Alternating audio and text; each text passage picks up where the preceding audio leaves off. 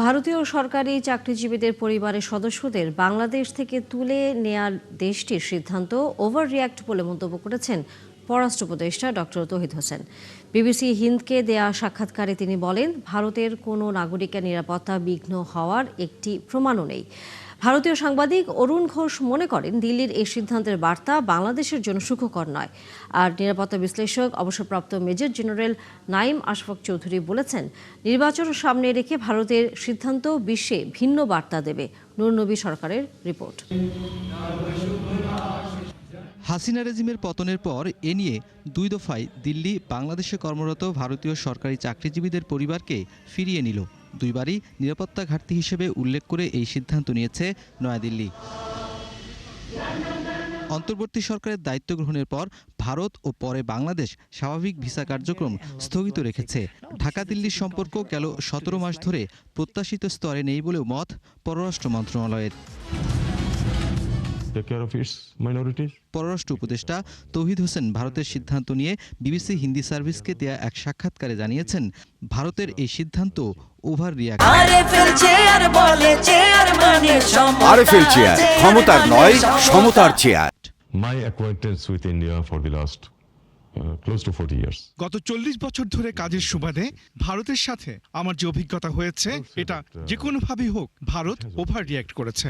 আমি ভারতকে বলবো, আপনারা সুচিন্তিত সিদ্ধান্ত নিন।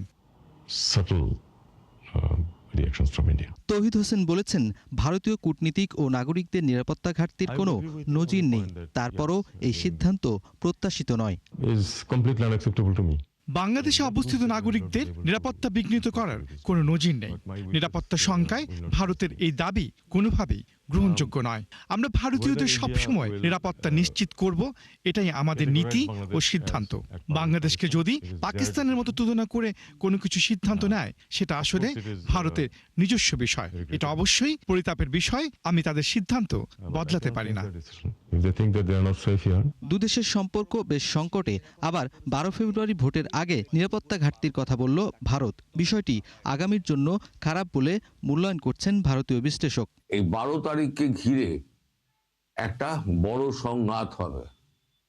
সেই সংঘাতে অনেক কিছু হতে পারে, যার ফলে ভারত আগে ভাগে এই সিদ্ধান্ত নিয়েছে।